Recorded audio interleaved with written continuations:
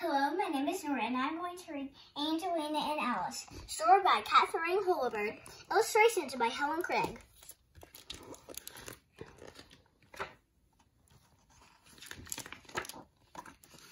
Angelina jumped for joy the day Alice came to school. Alice loved to do dance and do gymnastics, and she was good at all the same things as Angelina. They quickly became close friends and were always together.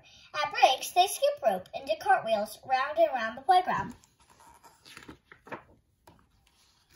They loved to see who could hang upside down longest on the trapeze bar without wiggling, swing highest on the swings, or do the most somersaults in the air.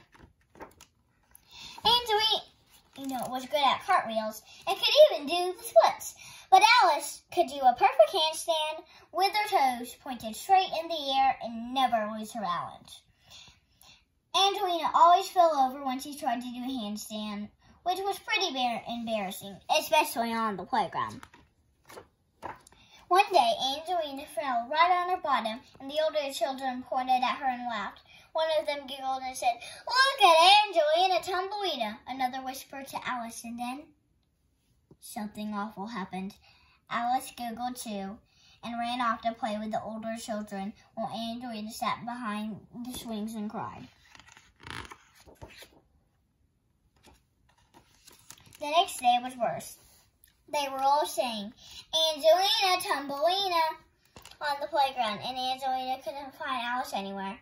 Angelina couldn't concentrate at school and made lots of mistakes in her spelling. She couldn't eat her sandwiches at once either, and by the time the class was lining up for gym, Angelina felt so sick she wished she could go home.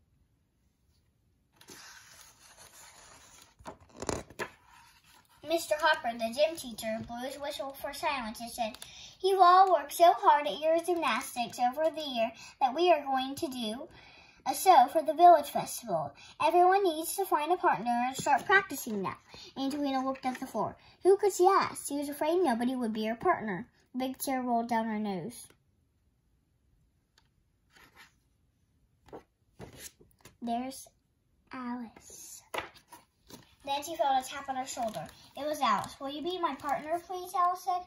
All the afternoon, Angelina and Alice worked on handstands in gymnasium. "Just keep your head down and line up your tail with the tip of your nose," Alice said patiently. "That always helps me to stay up straight longer." Alice was a good teacher, and soon Angelina could do a handstand without falling at all.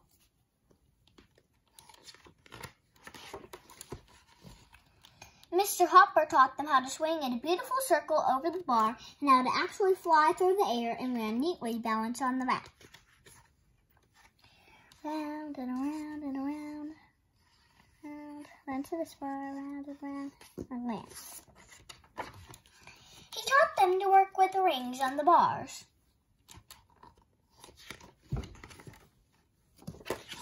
And to do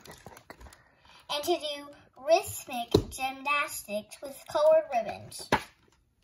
Finally, Mr. Hopper showed them a terrific balancing trick they could do for the show. The day of the village festival was bright and beautiful. The gymnastics class did a wonderful display at the village festival with high jumps, backflips, and balancing on the bars. When Angelina and Alice did their balancing act together, even the older children were impressed. "Wow," they said. "How did you learn to do those amazing tricks?" After the show, Mr. Hopper smiled and said, "That was really good teamwork." Alice and Angelina grinned back. "That's because we're such good friends," they said together. I hope you enjoyed the book, Angelina and Alice.